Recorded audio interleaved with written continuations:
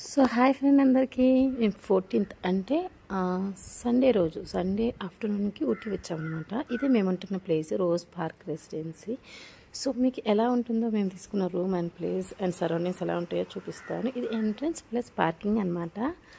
And ఇది reception plus restaurant కూడా లోపలే ఉంటుంది. అండ్ ఇది మేము ఉండే ప్లేస్ ప్లస్ ఇది ట్రావెల్స్ అనమాట. ఇన్ కేస్ మీకు అవసరమైతే ఫోన్ నెంబర్ నోట్ చేసుకోండి.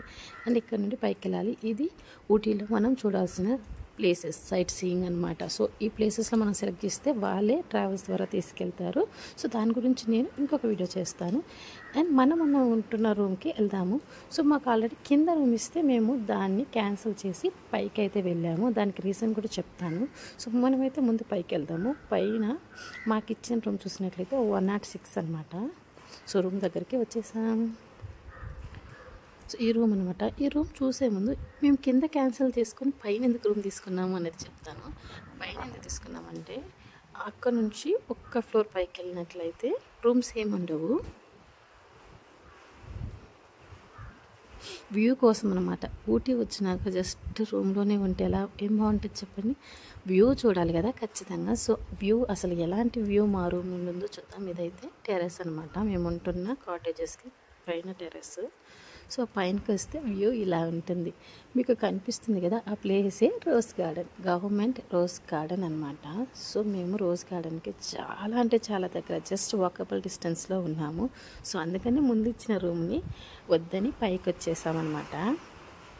సో పైకి వచ్చిన తర్వాత వ్యూ అనేది ఇలా ఉంటుంది. ఇదంతా రోజ్ గార్డెన్ అండి. సో పూర్తిగా రోజ్ గార్డెన్ అనేది నేను నెక్స్ట్ వీడియోలో అప్లోడ్ చేస్తాను. So multiple types of roses, ల్యాక్స్లో, so thousands of varieties roses అనేవి అక్కడ ఉంటాయి. సో ఊటీ సిటీ అనేది ఇలా ఉంటుంది. సో అందుకని నేను కింద రూమ్ని మేము వద్దనేసి ఇచ్చాము. ఇక్కడ రోజ్ పార్క్ రెసిడెన్సీలో ఉన్న వర్కర్స్ కానీ ఓనర్స్ కానీ చాలా పొలైట్ అండ్ చాలా రెస్పెక్ట్ఫుల్గా బిహేవ్ చేస్తారు ఇక్కడ వచ్చిన వాళ్ళతో. సో చాలా అంటే చాలా బాగుంది. సో ఇన్ కేస్ మీకు ఇంట్రెస్ట్ అయితే కామెంట్ సెక్షన్లో చెప్పని నేను డీటెయిల్స్ అన్నీ మీకు చెప్తాను. సో ఇదన్నమాట. ఇక్కడ మామూలుగా లేదండి బాబు, చలి దానితో మేము వచ్చినప్పటి నుండి కూడా వర్షం పడుతుంది. ఇంటి దగ్గర కూడా అమ్మ వాళ్ళ బాధ కూడా అదే అనమాట. సమ్మర్లో వెళ్ళకుండా అన్ఎక్స్పెక్టెడ్గా ప్లాన్ చేసి వెళ్తున్నారు అని. సో మేము ఊటీలో ఎంత వర్షం పడుతున్నా మా ఎంజాయ్ అయితే ఎక్కడ కూడా తగ్గేదేలే అన్నట్లుంది. కాకపోతే ఒక్కటే మిస్ అయ్యాము, టాయ్ ట్రైన్లో రావాలంటే 90 days బిఫోర్ బుక్ చేసుకోవాలన్నమాట. అది తప్పించి ఇంకేది మిస్ అవ్వాలని అనుకోవట్లేదు. సో ఇంతవరకు అయితే ఇదనమాట. సో ఫుల్ వీడియో అయితే నేను త్వరలో అప్లోడ్ చేస్తాను, మీరు చూడండి.